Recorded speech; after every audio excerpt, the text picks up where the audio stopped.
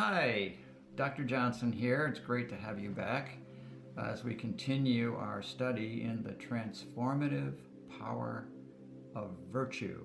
And believe it or not, this is session 7, and I've entitled this session Virtue as Power Tools for Living Fully. You know, we humans are tool makers. Our entire evolutionary history has been making tools.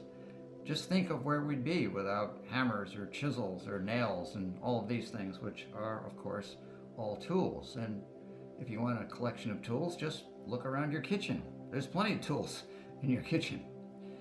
So what would life be like if we didn't have a light bulb, if we didn't have water treatment plants, if we didn't have assembly lines and medications and medical procedures? And then, of course, inventions and tool making doesn't end. What about Microsoft and Google and Apple and Facebook and Amazon?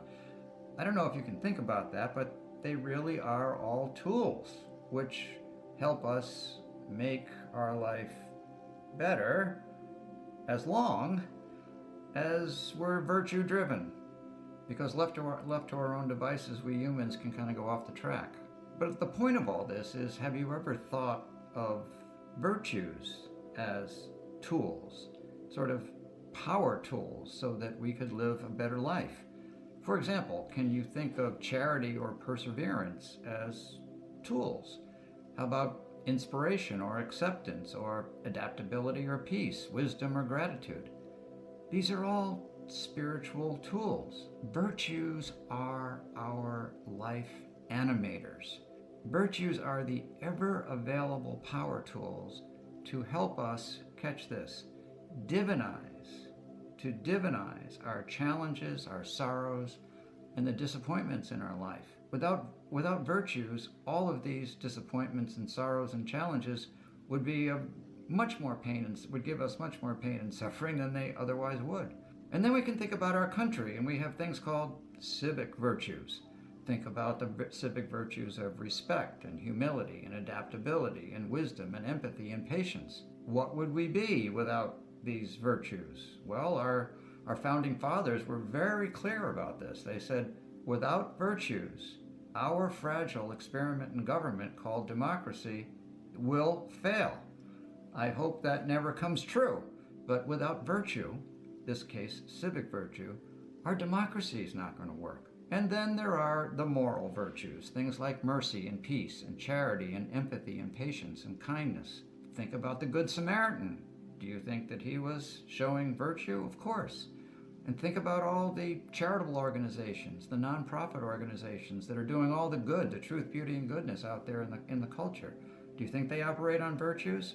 Yes, they do, the moral virtues. And then we could graduate up to virtues as relationship tools. I don't know about you, but sometimes I can get frustrated or upset or flat out angry. Well, what are our choices when those things happen to us? Well, we can keep our anger up and then we just don't feel good. We can be upset and frustrated and all of that. But, well, we can stuff these feelings if you want, but then they're inside of you and they're going to come out in another way. We could do nothing about them and then be chronically upset. That wouldn't work really well either. Or we might be able to grab hold of the power tools of virtue, acceptance, patience, empathy, and many others. And is this possible? And how is it accomplished? Well, power tools of virtue turn the knobs of our heart, our mind, and our soul in directions that create a new personality mindset for us so that we can use our personality in a very different way. For example, God reliance can ease out the doubt in our heart. Humility can help evaporate self-centeredness in our heart. Acceptance can lance the festering boil of dissension that might be within you. Mercy can replace neglect. Hope can cancel out despair. Kind of sounds like magic, doesn't it?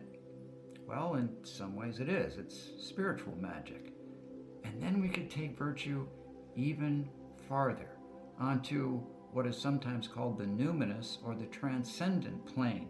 We all wish for deliverance from the pains of our unsatisfied wants.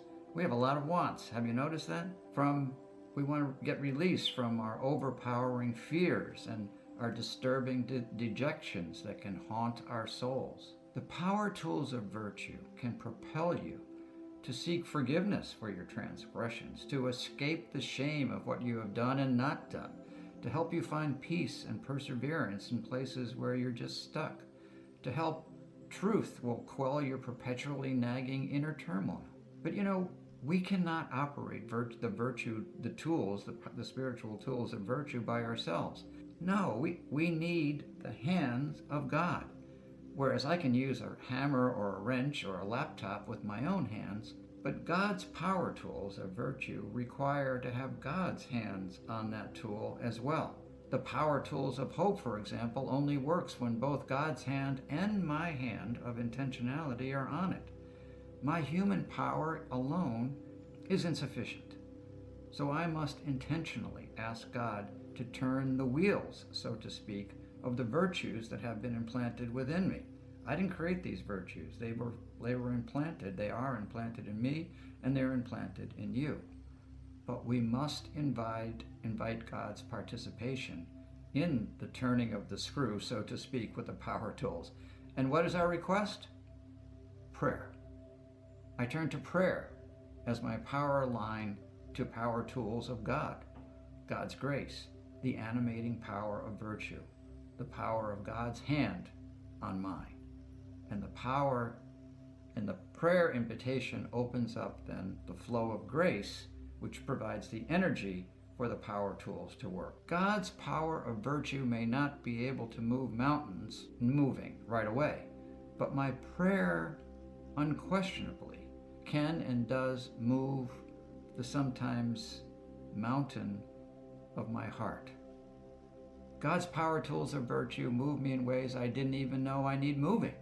And as God's power tools of virtue move the mysterious mechanisms of my mind and heart and soul, then I and you are healed. God bless you. Thanks so much. See you next time.